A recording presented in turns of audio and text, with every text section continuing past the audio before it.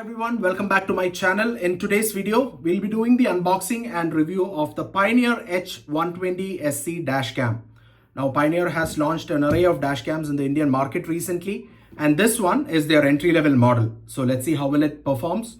And if you're in the market for a dashcam, I suggest you check out the other videos I have in my channel. That is for the DD-Pi Mini, the DD-Pi Z50 dual channel dashcam, and the Cubo Pro X. So you can make an informed decision. So let's start with the unboxing first. So this is the box and it comes with two seals. Here is a packaging label at the back that gives the importer's address, the country of origin, which is Vietnam, the contents inside, month and year of manufacturing, and the MRP. Although the MRP reads rupees 5,400, I sourced it from Amazon for rupees 2,980. So let's go ahead and open the box.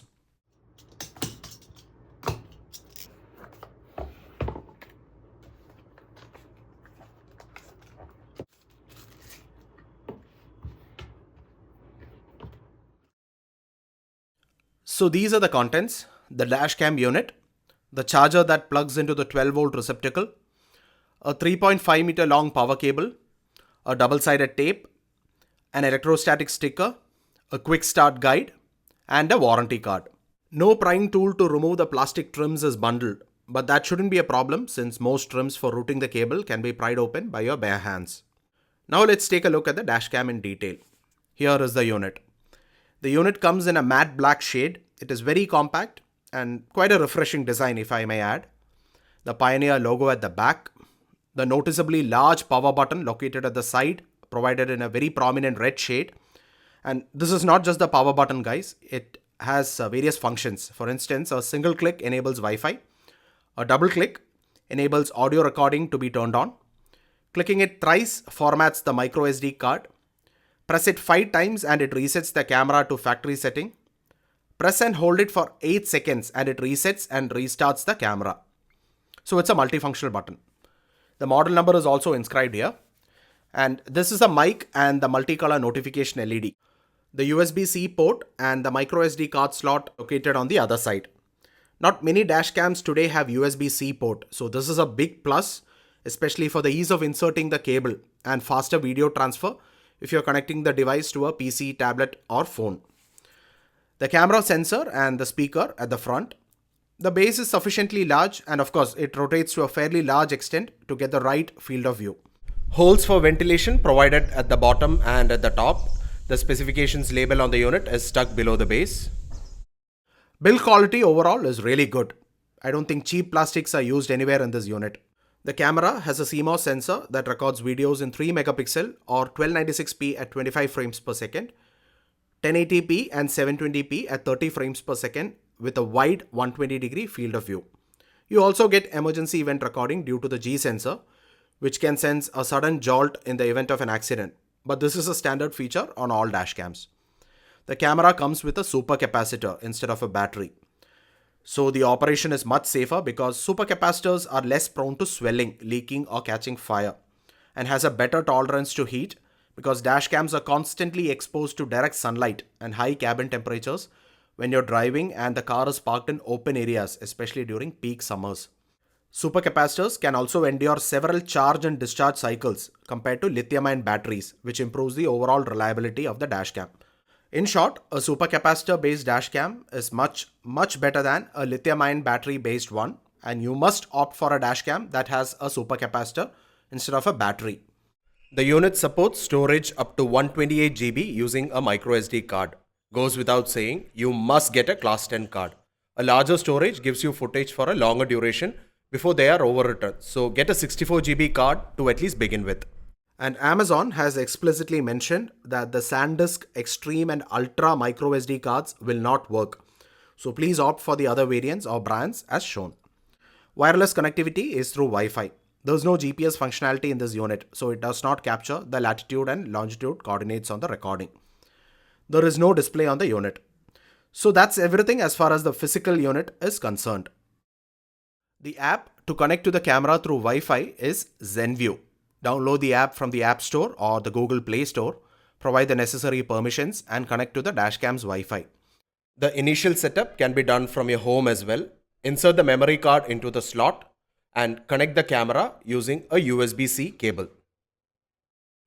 Now let me quickly guide you through the app's interface and the various options under settings. Please take some time to familiarize yourself with all the settings, especially how to download the clips to your phone. Let me guide you through it. First, connect the phone to the Dashcam's Wi-Fi using the default password 12345678. The app would now show the Dashcam is detected. Press continue and format the microSD card.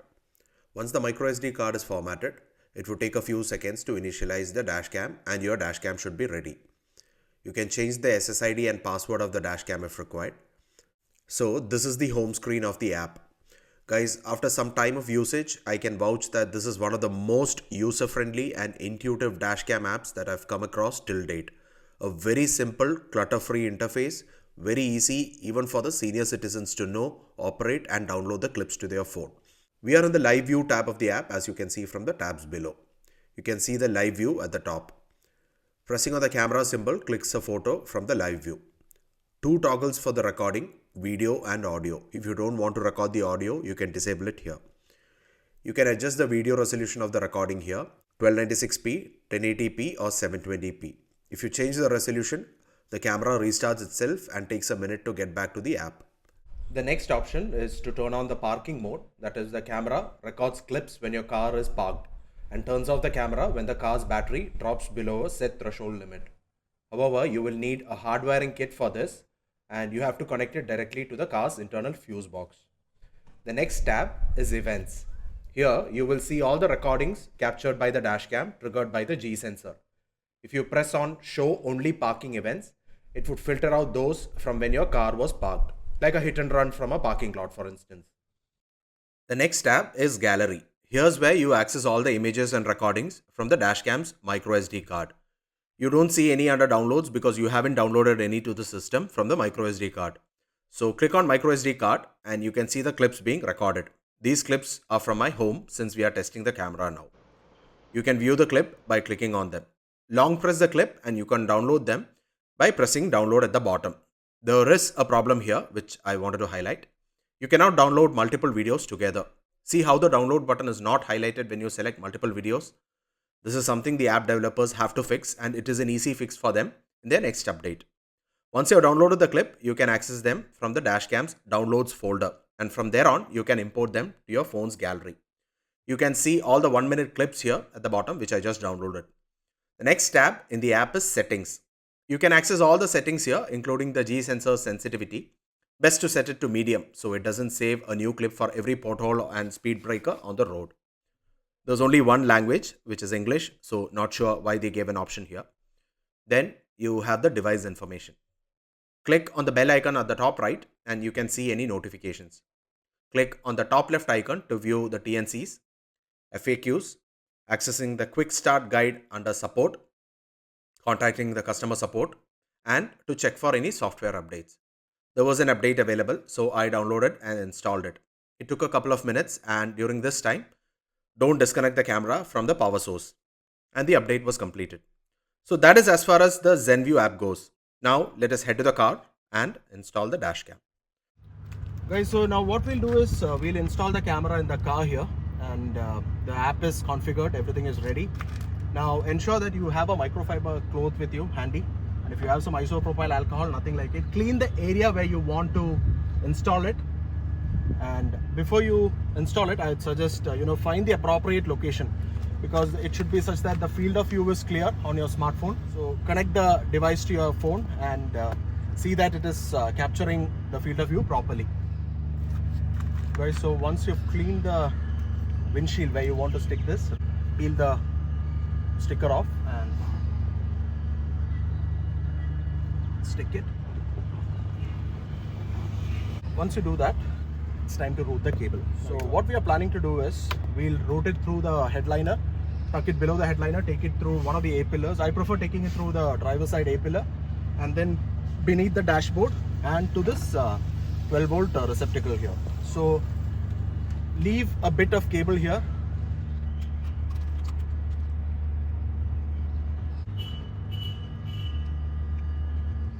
Now this part is very simple. All you've got to do is just keep tucking the cable.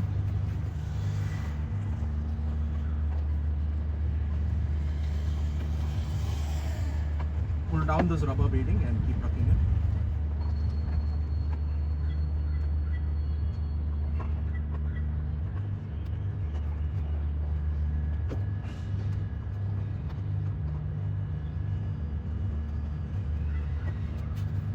Use a trim removal tool like this and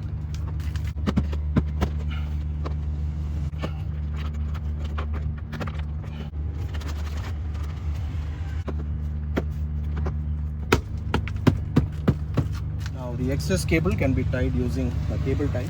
We have completed that. The only part you need to take care is when you have to route it through this side, ensure that no cable is getting pinched anywhere. Take a look at some of the sample clips which were clicked during the daytime and the night time.